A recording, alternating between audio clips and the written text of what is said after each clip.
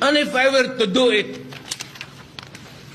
to your citizens here, would you be happy? No.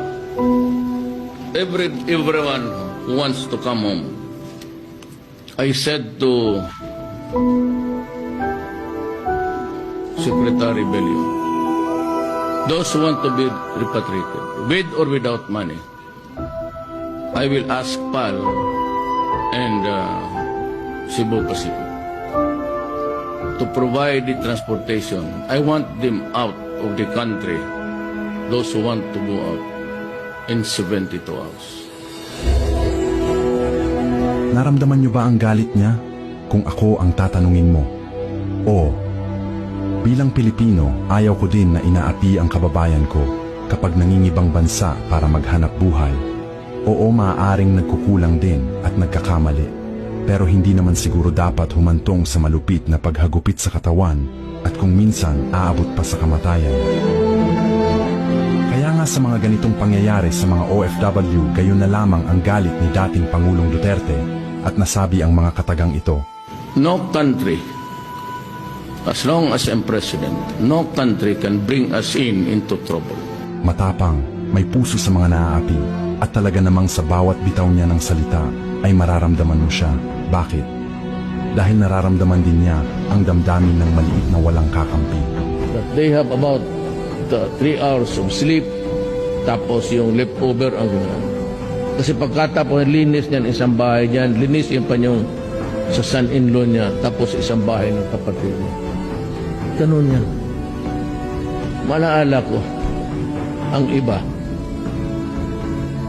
biktima pa ng abuse. Nandito talaga kami dahil si Tatay Digong para sa'yo. May halimbawa, makakausap mo si Presidente si Tatay Digong. Anong mensahe mo? Salamat po sa kanya. Sa lahat po ng tumulong sa akin. Tinitiis yan. Alam ko yan. Hindi ko lang masasabi dito. Kaya ako dyan mainit. Anak lang ako ng mahirap. Hindi naman kasing hirap talaga. Pero alam ko ang laro. Kung sa amin pang Bisaya, matugad na ko. Maabot ko yung pinaka... Salamat Tatay Digong, minsang isang panahon nakatikim kami ng presidenteng may tunay na tapang at malasakit. Tapang na hindi pa kunwari at malasakit na hindi pinagkait. Itong Pilipinas, ito para lang sa mga taong naghirap. Kayo ang protektahan ko. Ikaw ang presidenteng may malaking puso para sa Pilipino. Sabi ng doktor, huwag kang mag-alala. Kasi sinadya talaga yan ng Diyos na malaki ang puso mo para tumanggap ng 1 more or 2, 3 more loves in your life. Sabi ng doktor, wala namang diferensya. Medyo malaki lang nga. Baka nga talaga so that you can accommodate more loves in your life. Kaya kayong lahat dito, kasya kayo sa puso ko.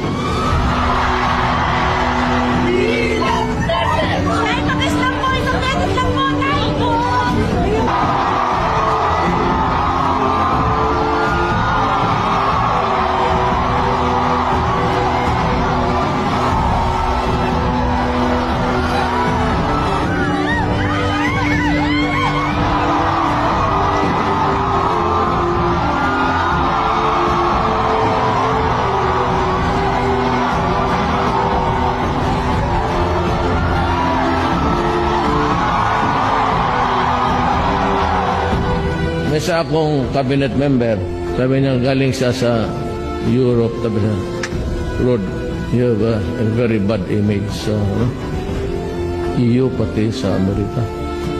Sabi ko, look, I am not a lucky. Hindi ako bata-bata ng Amerikano o EU. I only serve the Philippines.